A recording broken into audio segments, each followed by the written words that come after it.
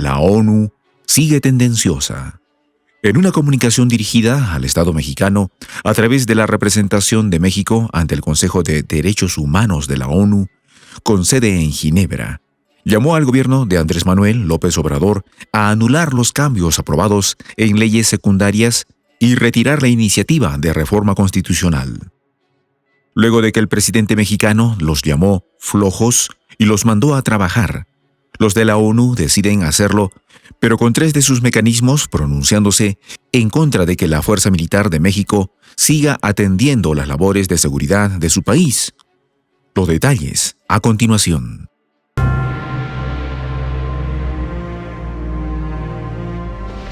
Voz de la Patria Grande.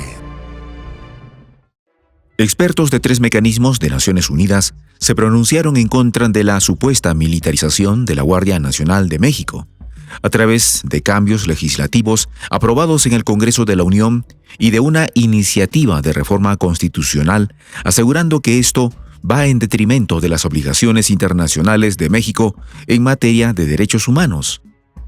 La comunicación señala lo siguiente: llamamos al gobierno de su excelencia a tomar las medidas necesarias para revertir las reformas legislativas publicadas el 9 de septiembre de 2022, no aprobar la reforma constitucional que pretende extender la participación de las Fuerzas Armadas en tareas de seguridad.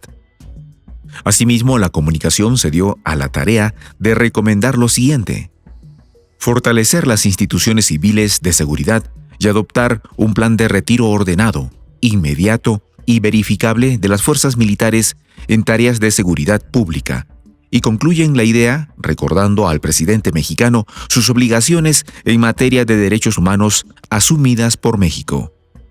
¡Qué descaro! Pero no quedó ahí el tema. El comunicado profundiza con lo siguiente: el avance en estas iniciativas significa un ataque en contra del principio de supremacía constitucional, mediante el que pretende contravenir la Constitución a través de la reforma a leyes de menor jerarquía. Y continúa diciendo lo siguiente: lo que resulta preocupante si se considera que la Carta Magna es la herramienta por excelencia de control civil sobre las Fuerzas Armadas y las reformas recién aprobadas les autorizan abiertamente a desobedecerla. Aquí tenemos que hacer un paréntesis importante considerando esta idea planteada, porque debemos hacer una mención especial acerca de lo que pasó en Bolivia en noviembre del año 2019, cuando el gobierno de facto de la señora Yanine Áñez firmó un decreto supremo que exoneraba de responsabilidades a las Fuerzas Armadas por el uso de la fuerza en temas de seguridad. En esa oportunidad, la ONU no hizo ningún comunicado ni ningún llamamiento de oficio como lo hace hoy con el Estado de México. Lo lamentable del capítulo boliviano fue que la ONU luego tuvo que conformar una comisión a pedido del propio Estado boliviano para investigar la pérdida de 38 vidas, días después de que se firmara el mencionado decreto supremo. Tampoco se pronunciaron cuando las Fuerzas Armadas bolivianas instaron, o más bien obligaron al entonces presidente de Bolivia, Evo Morales Ayma, a que renunciara a su cargo y su posterior comportamiento, que fue una clara contraversión a la Carta Magna boliviana. Retomando el caso de México, el comunicado concluye con la soberbia propia de estos organismos, denunciada también por AMLO en sus declaraciones del 12 de septiembre cuando arremetió duramente en contra de la ONU y de la OEA. El comunicado de la organización, dirigido al presidente, advierte que sus respuestas al mismo serían incluidas en el informe que presentarán estos expertos ante el Consejo de Derechos Humanos de la ONU, como una suerte de advertencia al estilo de «cuidado cómo nos responde». En esa oportunidad, el presidente mexicano dijo lo siguiente: estos organismos se la pasan muy bien. Tanto la ONU como otros organismos se tienen que reformar. Nos cuestan mucho y no dan resultados. Actúan de manera tendenciosa. Ganan en dólares y ni se despeinan. No trabajan. Hay que estarles pagando y son así como intocables. Se sienten como miembros del gobierno del mundo. Este comunicado de la ONU viene casualmente luego de que el presidente de México, Andrés Manuel López Obrador, hiciera hace unos días duros comentarios relativos a la ONU y a otras organizaciones internacionales. En este contexto, la jefa del Servicio de Información de la ONU en Ginebra, Alessandra Bellucci, lo invitó a participar en el segmento de alto nivel de la Asamblea General de la ONU en Nueva York, a la que asisten jefes de Estado. Bellucci declaró lo siguiente: la semana próxima se lleva a cabo el segmento de alto nivel de la Asamblea General, con la presencia de mandatarios de todo el mundo. Esperamos que el presidente de México asista y nos presente su postura, en clara referencia a los comentarios de AMLO cuando dijo que considera a la ONU una organización cara e inútil. En esa postura, Bellucci reconoció que la ONU no es una organización perfecta y que ninguna lo es, pero todos los días demostramos con hechos lo que hacemos. Dijo también lo siguiente: el presidente de México, al parecer, desconoce el trabajo humanitario que la ONU realiza en varias partes del mundo. Con respecto a la invitación de Alessandra Bellucci, el mandatario mexicano descartó participar en el segmento de alto nivel de la Asamblea General de la ONU y anunció que sería representado por el canciller Marcelo Ebrard.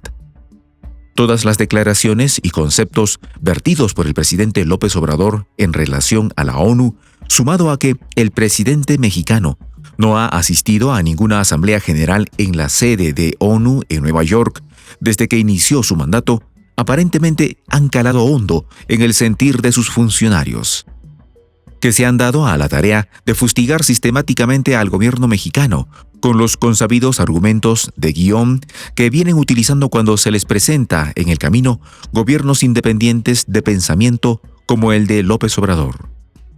Y con este tipo de comportamiento, la misma Organización de Naciones Unidas pone en evidencia y confirma la característica principal de la ONU, que el mismo presidente mexicano expresó al llamarlos tendenciosos en su conferencia mañanera. Solo tomando algunos años para atrás, se ve que la ONU y otras organizaciones se expresan cuando se trata de gobiernos que no están atados a Washington y están tratando de trabajar por sus propios países y bajo sus propios términos. Esta actitud por parte de la ONU es una clara coerción a estos países para anular sus libertades y derechos. Pero cuando se trata de gobiernos que le dicen sí a todo lo que la potencia estadounidense les manda, la ONU mantiene silencio, desvía la mirada y hace oídos sordos. Los claros ejemplos son los casos de Bolivia, Chile y Colombia, solo para citar algunos. El caso boliviano ya lo mencionamos, y ese país estaba gobernado por un régimen de facto y auspiciado por la OEA. El caso chileno se dio también en el año 2019, cuando ese país era gobernado por Sebastián Piñera y se dieron acciones de represión en contra de manifestaciones. El caso colombiano se dio en el año 2021, cuando se dio un paro a nivel nacional y la respuesta al mismo por parte de las fuerzas policiales fue excesiva e innecesaria. En ese momento, Colombia estaba gobernada por el expresidente Iván Duque. El prevenir y exhortar a un gobierno sobre riesgos de posibles contraversiones no está mal. Lo que sí es indignante es que en los 3 ejemplos anteriores no se haya pronunciado aún cuando hubo pérdida de vidas, y en el caso actual mexicano se dan el trabajo de pronunciarse a cada rato. Soy el J, Juan José del Castillo, director del canal Prensa Alternativa. Si quieres ser parte de la comunidad de la Patria Grande, suscríbete a nuestro canal. Si es que quieres que te lleguen las notificaciones cada vez que subimos un video, activa la campanita. Si quieres apoyar a nuestro canal económicamente, puedes hacerlo a través de PayPal. El enlace está en la descripción del video. A nombre del equipo de Prensa Alternativa, me despido con esta expresión en el quechua milenario, Tupananchis Kama, cuya traducción es hasta volvernos a encontrar.